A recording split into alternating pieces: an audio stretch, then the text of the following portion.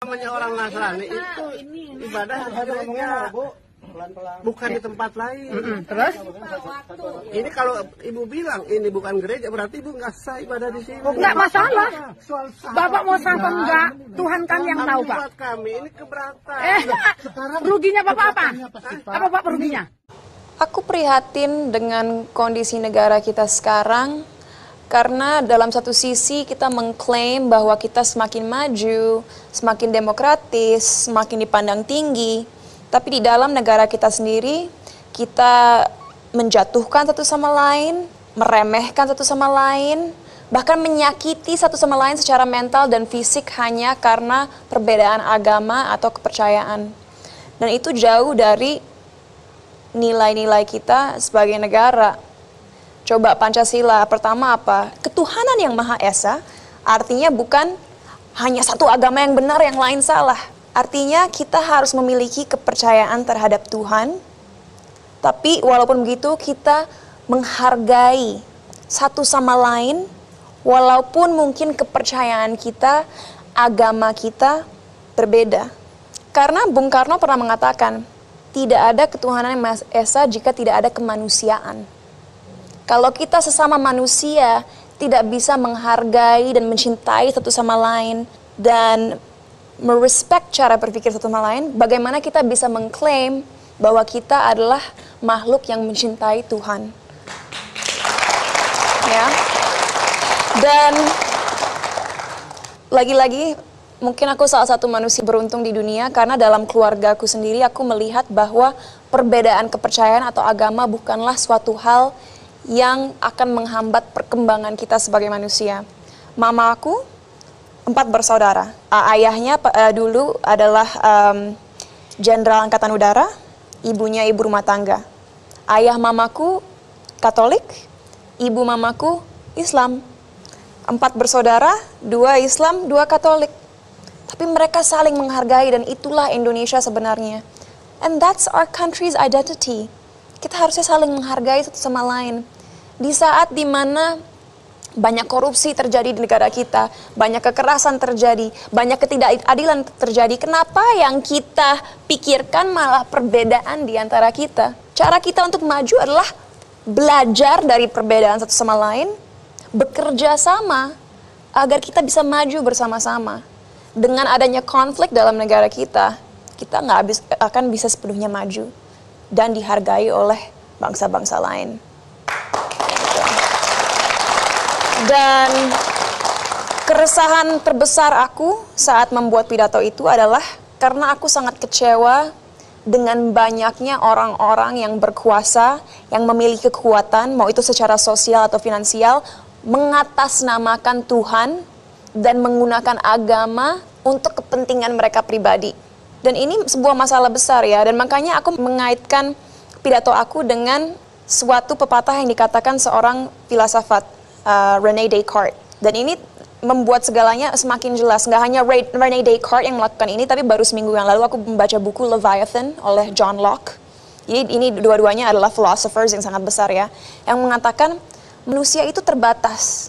Tuhan adalah sesuatu yang tidak terbatas, infinite. Bagaimana kita sebagai makhluk yang terbatas bisa mengerti sesuatu di luar kapasitas kita? Jadi jangan mengatasnamakan Tuhan untuk kepentingan pribadi. Kita tidak bisa berekspektasi bahwa Tuhan itu adalah sebuah sosok atau entitas yang memarah atau akan bereaksi seperti manusia jika ada kesalahan yang terjadi. God is not human. God bukanlah manusia. Jadi jangan memanusiakan Tuhan dan jangan menggunakan Tuhan atau agama untuk kepentingan pribadi. Dan itulah yang harus diingatkan kepada masyarakat. Itulah cuplikan video Cinta Laura yang prihatin dengan kondisi negara kita sekarang, yang mengklaim semakin demokrasi, semakin maju.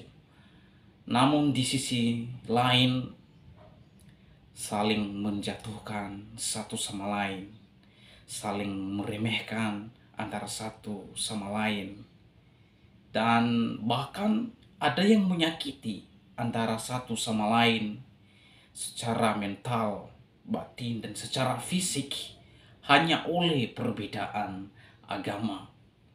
Terkait dengan hal itu, Cinta Laura menyinggung bahwa negara kita berdasar pada Pancasila. Bukankah Pancasila sila pertama, yaitu ketuhanan yang Maha Esa? Cinta Laura berkata, itu artinya bukan hanya satu agama yang benar, yang lain salah. Bahkan di dalam cuplikan video tersebut, Cinta Laura berkata, kalau kita tidak menghargai keyakinan dan agama lain,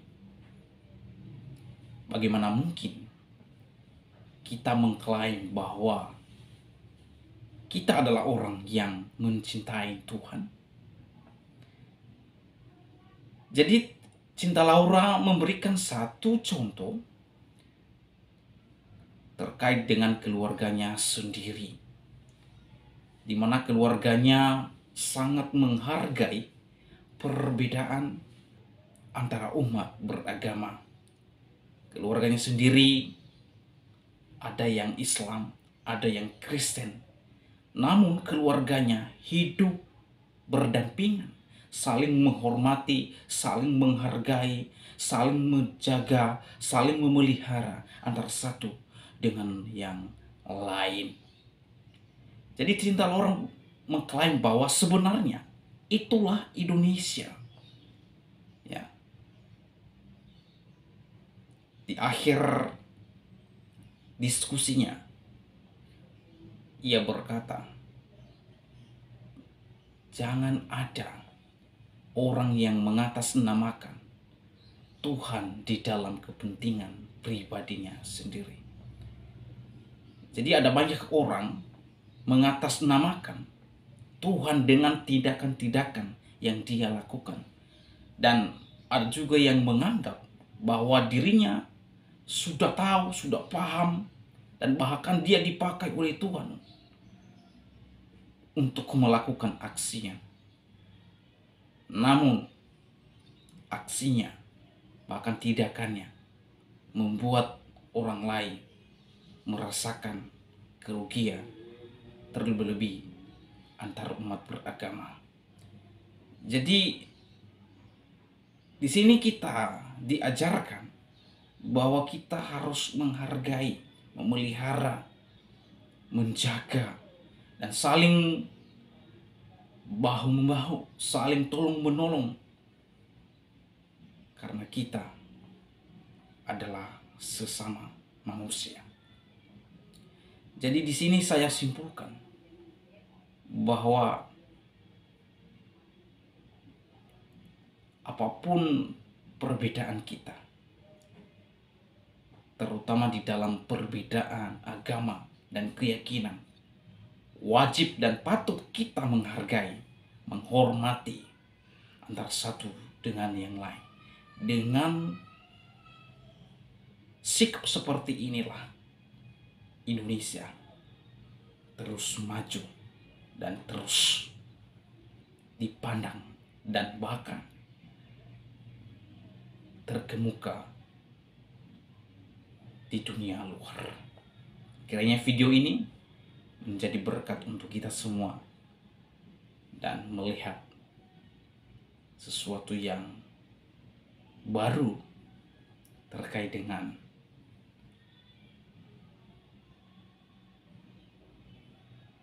wawasan yang daripada Cinta Laura. Tuhan Yesus memberkati kita semua. Shalom.